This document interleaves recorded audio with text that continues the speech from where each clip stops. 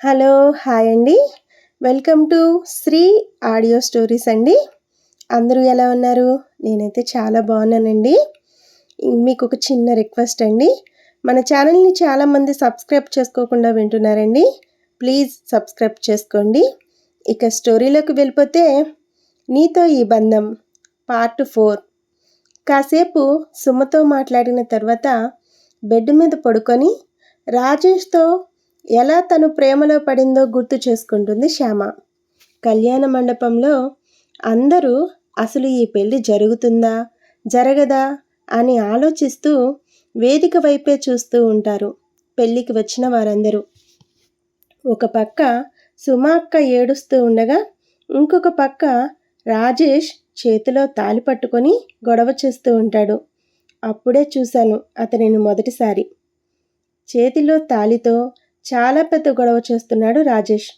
అతను చూడడానికి అంత అందంగా లేకపోవచ్చు, కానీ అతను సుమక్క గురించి గొడవ చేయడం నాకు బాగా నచ్చింది.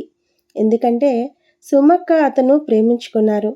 ఆ విషయం ఇంట్లో వాళ్ళకు తెలిసి సుమక్కను వేరే వారికి ఇచ్చి పెళ్లి చేస్తుంటే అది తెలుసుకున్న రాజేష్ అక్కడికి వచ్చి గొడవ చేయడం నాకెందుకో అతను చాలా సిన్సియర్గా ప్రేమించే అబ్బాయిలా అనిపించాడు ఆ క్షణం. అంతేకాదు, ప్రేమించిన అమ్మాయిని వదులుకోలేక అతను పడే బాధ అందరికీ చెప్తున్నప్పుడు నేను మాత్రం ఆ బాధను ఫీల్ అయ్యాను. ఒక అమ్మాయి దూరం అవుతుంది అంటేనే ఇంత బాధపడుతున్నాడు. అదే ఇంకొక అమ్మాయిని ప్రేమించి పెళ్లి చేసుకుంటే ఆ అమ్మాయిని ఎంత బాగా చూసుకుంటాడో అని నాకు అనిపించింది. కొంతసేపటికి రాజేష్ని కొట్టి బయటికి పంపించేశారు. అది చూసి నాకు చాలా బాధగా అనిపించింది. కానీ ఏమీ చేయలేని నిస్సహాయ పరిస్థితి. తర్వాత నేను చదువుకోవడం కోసమని వేరే ఊరికి వెళ్ళిపోయాను. నేను వెళ్ళిపోయాను అన్న మాటే కానీ నా మనసు మాత్రం ప్రతి క్షణం రాజేష్ గురించి ఆలోచిస్తూ ఏమైపోయాడో, ఎలా ఉన్నాడో అన్న ఆలోచనలే నన్ను నిలవనిచ్చేవి కావు. అలా కొన్ని రోజులు అతి కష్టంగా చదువుకొని సెలవులకి మా ఊరు వచ్చాను. 2-3 రోజుల తర్వాత మా ఊరిలో నెట్ సెంటర్ లేకపోవడంతో కాలేజీకి ఈమెయిల్స్ అవి పంపించడానికి పక్కనే ఉన్న ఊరు వెళ్ళవలసి వచ్చేది. ఒకరోజు నేను, నా చెల్లెలు శైలు నెట్ సెంటర్కి వెళ్ళి వస్తూ ఉండగా అప్పుడు చూశాను రాజేష్ని తన ఫ్రెండ్తో నవ్వుతూ మాట్లాడుతూ ఉండడం. అతడిని చూసిన తర్వాత ఒక్క క్షణం నా గుండె శబ్దం నాకే వినిపించడం మొదలైంది.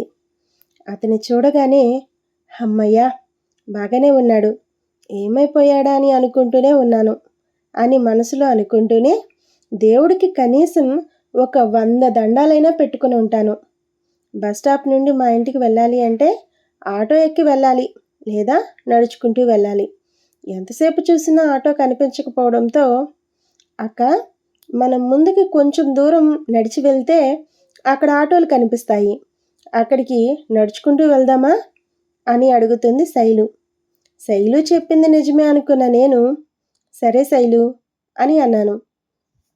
మేమిద్దరం నడుచుకుంటూ రాజేష్ వాళ్ళని దాటుతూ వెళుతూ ఉండగా అప్పుడు చూశాడు రాజేష్ నన్ను శైలుని.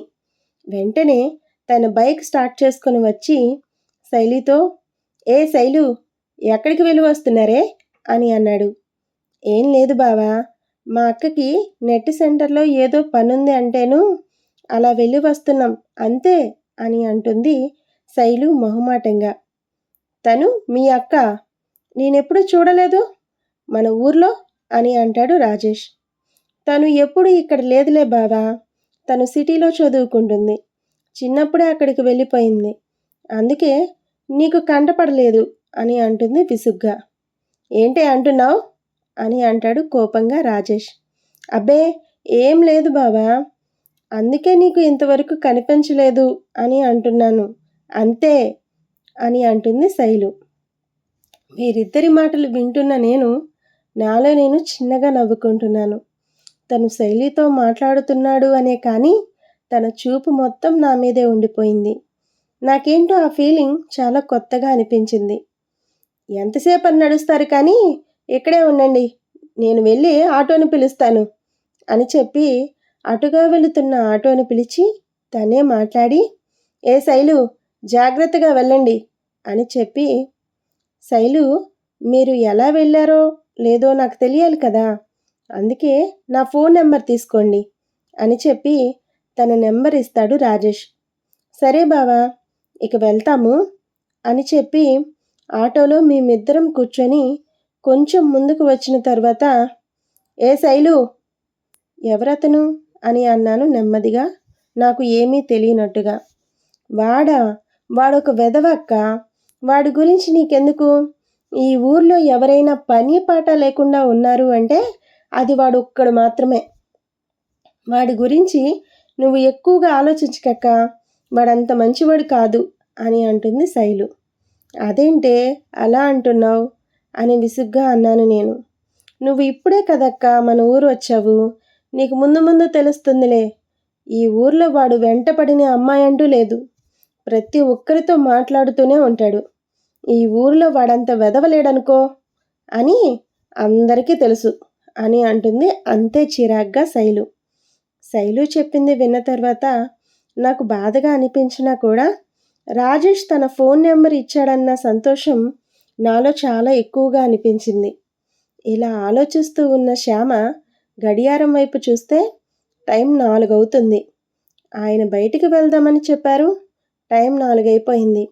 త్వరగా రెడీ అవ్వాలి, ఇంకొక గంటలోనే ఆయన వచ్చేస్తారు అని అనుకొని లేచి త్వరగా ఫ్రెష్ అయ్యి తనతో పాటు తీసుకువచ్చిన డ్రెస్సులలో మంచిది తీసుకొని, హా, ఈ మెరూన్ కలర్ డ్రెస్ చాలా బాగుంది, ఆయనతో మొదటిసారి బయటికి వెళ్తున్నాను కదా, ఈ డ్రెస్ అయితే చాలా బాగుంటుంది అని అనుకొని ఆ డ్రెస్ వేసుకొని హెయిర్కి చిన్న క్లిప్ పెట్టి హెయిర్ వదిలేస్తుంది శ్యామ.